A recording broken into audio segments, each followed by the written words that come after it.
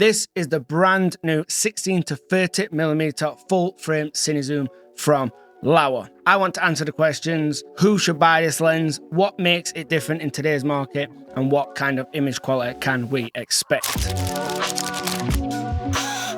So for first impressions, it's pretty much what you would expect. If you have used one of the LAOWA Ranger series before, this fits right in line, and it's comparable to DZO or Nisa in that kind of cine lens category. The Ranger series from LAOWA are known for being compact and small, and this takes that to the extreme.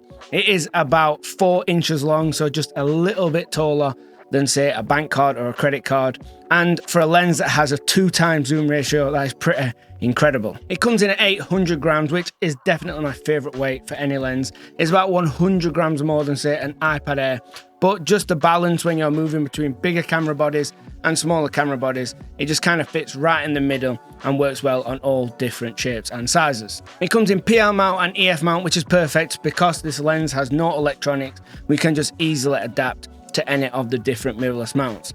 If you are using one of those older EF cameras, check compatibility, because sometimes with the back of the lens protruding in and out, there can be some issues. It also has a 77mm front filter thread, which is great because most filter threads go up to a size of 82mm. But where you have to be a bit careful is when using a lens as wide as 16mm full frame. That is a 107-degree field of view, so any kind of matte box or filter for that matter is definitely going to get into that image. It is also parfocal, which you'd expect from a cine lens. This basically means as you go through the zoom range, everything stays tack sharp, which can, one, speed you up as you're in a run and gun scenario and zooming in and out as you do not have to refocus. And two, you can actually get some in-camera zooms, which are slightly different to what doing one in post-production, as the perspective slightly changes. It also has a 33cm minimum focus distance, and this is fantastic because it's so wide. It gives this kind of larger than life, kind of almost like a mini probe lens sort of feel. On all my lens reviews, I like to separate the definitions of sharpness and detail. When being a photographer, sharpness is something that you chase, and it is fantastic. That's where all those like G Master and Sigma Art lenses come into play. But when we are creating cinematic images and after high-end video, it's more detailed than sharpness. We don't want mushy, blurry images, but then again, we don't want them to be over-sharpened as it looks a bit weird inside of video. This new 16 to 30mm has an aperture of t2.9, which is quite impressive because the t-stop means that light is measured here at the back of the lens, where when measuring an f-stop, you measure it right here at the front, as some light can be lost when traveling through the barrel. So here are some sample images of a focus chart of the lens wide open at t2.9. If you remember, we do not want sharpness, we want detail. Here, these images, they bloom a little bit and almost have a bit of character, which becomes down to personal preference. I personally like a little bit of bloom in my cine lenses. Here is it side by side next to a Sony G 16 to 35mm, both step down to f4 and t4. I don't know how it looks on YouTube here after compression, but I would say it's a little bit sharper on the Sony as expected, but detail-wise, these are quite similar. Looking at distortion here, and when it comes to 16mm full frame, you would expect some distortion. I would range this at like medium or mid-range when it comes to distortion at this millimeter.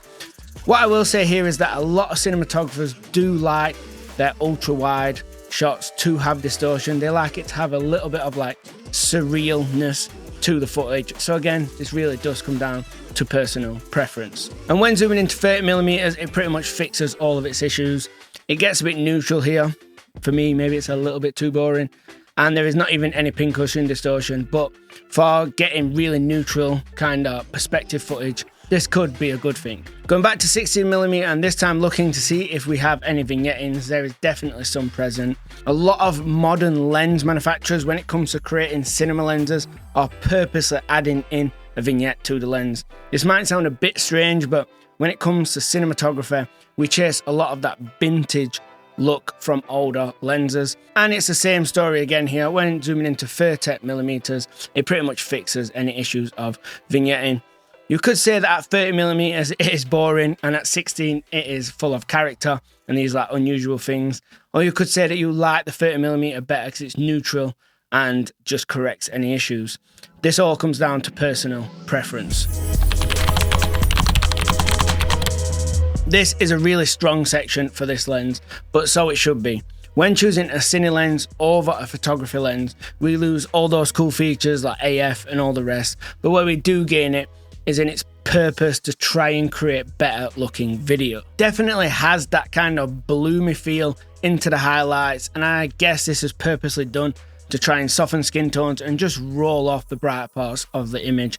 I'd say this rides a really fine line between detail and bloom, and I think they've pretty much hit it nailed on. The colours are very nice and pretty accurate. Something I've noticed when comparing it to the Sony lenses is it leans more warmer, and I think this again is purposeful as it just makes those skin tones look a little bit softer and nicer. I actually love the way this lens deals with the light and the colour rendition. I think cameras are getting so high in resolution that lens manufacturers need to kind of introduce more and more highlight bloom to kind of get us back to a balance where the footage starts to look organic again. In terms of image quality, I would give this lens an A, and to get to an A+, you'd have to spend a ton more money than what this lens costs, so that is super respectable. If you look hard enough, you will find chromatic aberration as you would do in any cinema lens. Punching into around 600 or 700%, I would say this is very influenced from some of the higher budget cine lenses out there, as what they tend to do is push teal tones away and put warmer tones towards, and this is right in that kind of orange and teal chromatic aberration, which is a good thing. Focus breathing is extremely well controlled and almost non-existent. I will say that wider lenses tend to suffer less from focus breathing, but credit where credit's due. As you can see here in this footage, is really natural looking, and it definitely does not distract you from the story being told in the images. Looking at the orbs on this lens, they are super round and actually quite pleasing. They have a bit of like that onion ring effect on the inside, or just a little bit of texture, which I don't mind, and it's pretty minimal. And another good thing is they are pretty identical at 30mm to 16 and throughout the entire zoom range. The out of focus areas on this lens I would describe as soft or like creamy.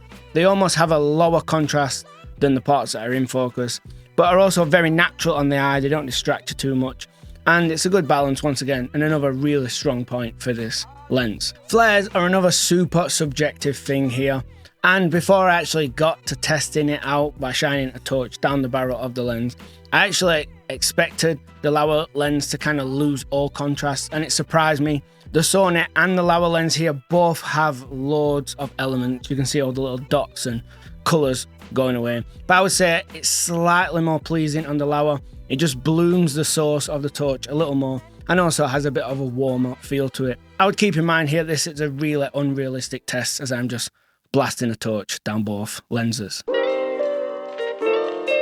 I've said previously when talking about the Ranger zoom set from LAOWA in their Super 35 range that they do hold the crown for like budget affordable cine zooms, and I think they may have done it here once again. From someone who personally owned DZO cine lenses and used them across hundreds of projects, and they are amazing value lenses and definitely have a place in the market. But I would say the Ranger zooms, while costing a little bit more, are better lenses.